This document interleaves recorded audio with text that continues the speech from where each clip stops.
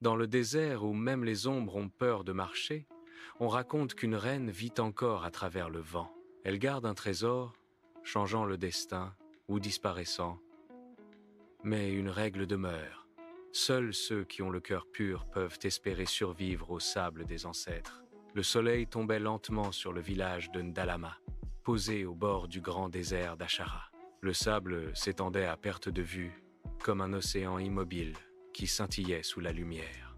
Mais ce désert, aussi magnifique qu'il paraissait, portait en lui une légende que tous connaissaient, celle de la Reine de Sable, dernière souveraine d'un royaume disparu. Dans ce village vivait Safia, une jeune femme vive, courageuse, toujours prête à défendre les siens. Elle était la fille d'Amadou, l'un des anciens les plus sages du village. Sa beauté n'était rien comparée à sa détermination.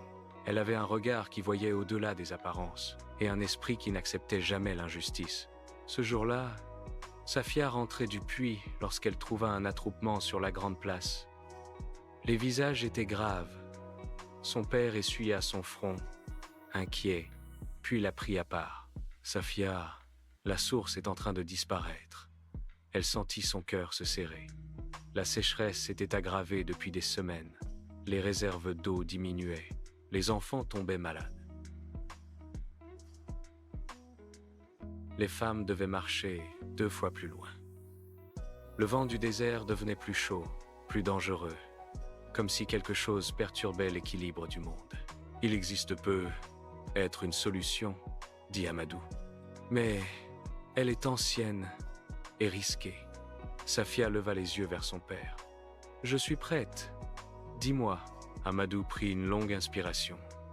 Le trésor de la Reine de Sable existe vraiment. Les anciens hochèrent la tête. C'était un secret qu'ils avaient caché depuis longtemps. La légende disait qu'une reine du nom de Saïra avait régné sur un immense royaume enterré désormais sous le désert. Une reine juste et aimée, qui possédait un pouvoir rare. Elle pouvait apaiser les esprits du vent et appeler la pluie. Mais, lorsqu'une grande guerre éclata, Saïra sacrifia son royaume, ensevelissant sous le sable son trésor une amulette sacrée capable de restaurer la vie, mais interdite à ceux dont l'âme était corrompue. La Reine de Sable a laissé des signes, des épreuves, un chemin invisible pour ceux qui oseraient la chercher, expliqua Amadou. Mais jamais personne n'est revenu. Safia comprit immédiatement ce que son père n'osait pas dire. « Je dois y aller. Pour nous. Pour le village. » Amadou voulut protester, mais il vit dans les yeux de sa fille le même feu que portait sa mère avant sa mort. Il posa sa main sur son épaule. « Tu ne partiras pas seul. » Derrière, lui s'avancèrent 2 jeunes hommes du village. Keina, guérisseuse au caractère doux mais puissant, et Djibril, guerrier agile et loyal, meilleur ami de Safia depuis l'enfance. « Nous t'accompagnons, » déclara Djibril. « L'esprit de Saïra ne doit pas te juger seul, » ajouta Keina avec un sourire. Safia sentit ses forces se rassembler. Ils étaient 3, et leur destin venait de changer. Ils partirent au lever du soleil, guidés par les paroles des anciens, munis de sacs d'eau, de dattes et d'un talisman offert par Amadou. Le désert était immense, implacable. Le vent hurlait parfois comme un animal blessé. Après 3 jours de marche, la chaleur devint presque insupportable. Le sable brûlait leurs pieds comme du feu. Keina s'effondrait souvent, épuisé. Djibril portait la moitié de ses affaires pour l'aider. Le 4e jour, ils virent enfin ce que les légendes décrivaient comme la porte des ancêtres. 2 immenses rochers tournés vers le ciel, comme 2 gardiens pétrifiés. Au centre se trouvait un symbole gravé, un serpent entourant une goutte d'eau.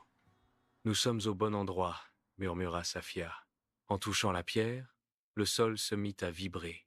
Une ouverture apparut sous leurs pieds, comme si le désert s'ouvrait pour les accueillir. « Nous n'avons plus le choix », dit Djibril.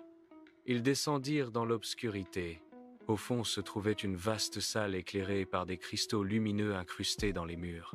L'air était frais, presque humide, comme si la vie persistait malgré les siècles. Au centre, un autel de pierre attendait.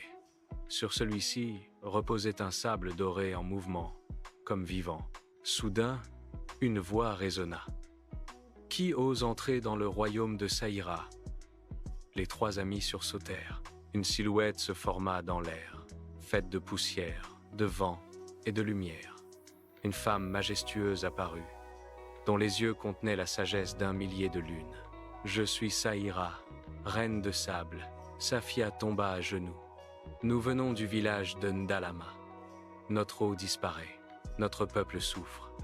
Nous cherchons votre aide. » La reine s'approcha lentement, ses pieds ne touchant pas le sol.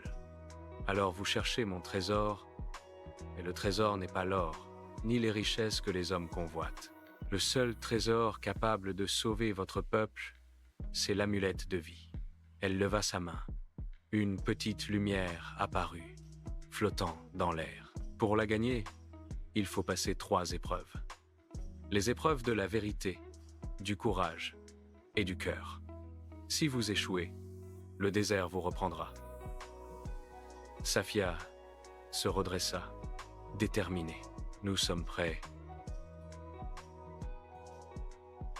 Première épreuve. La vérité, le décor changea brusquement, projetant les 3 voyageurs dans une vision. Safia se retrouva seule face à une apparition. Sa mère disparue, vêtue d'un pagne blanc. « Safia, pourquoi veux-tu sauver ce village ?»« Parce qu'ils sont ma famille, » répondit-elle. « Non, » répondit l'apparition. « Cherche encore. » Des images affluèrent, enfants assoiffés, femmes fatiguées, vieillards affaiblis. Safia sentit une douleur profonde. « Parce qu'ils ne méritent pas de mourir, parce que je refuse de rester sans agir, parce que c'est ma responsabilité. » La version de sa mère sourit, puis disparut. Safia avait réussi. Kaina et Djibril réussirent également leur épreuve. Avouer leurs peurs les plus profondes. Une tempête de sable s'éleva, violente, aveuglante. Une créature gigantesque surgit, un scorpion de pierre, ses pinces assez fortes pour briser un rocher. Djibril dégaina son couteau. Reculez. Mais la créature ne cherchait pas à tuer. Elle avançait vers Safia seule, l'observait. Safia comprit. Elle inspira profondément. Elle fit un pas, puis un autre, jusqu'à poser sa main sur la tête du monstre. Le scorpion s'inclina et se dissipa en poussière. C'était un test de bravoure. Safia avait gagné. Les 3 amis se retrouvèrent devant un bassin d'eau claire. Au fond brillait l'amulette de vie. « Mais pour la prendre, dit la reine, vous devez sacrifier quelque chose que vous aimez. » Kaina pensa à ses bracelets hérités de sa mère guérisseuse. Elle les retira doucement et les plaça dans l'eau. Djibril posa son couteau, symbole de sa fierté et de sa force. Safia hésita. Elle n'avait plus grand-chose. Elle regarda son talisman, celui que son père lui avait offert, dernier souvenir de sa mère. « Maman, protège-moi » murmura-t-elle. Elle laissa tomber le talisman dans l'eau. L'amulette remonta aussitôt à la surface, brillante comme un fragment d'étoile. La reine de sable sourit, enfin paisible. « Vous avez prouvé que vous êtes digne. Sauvez votre peuple.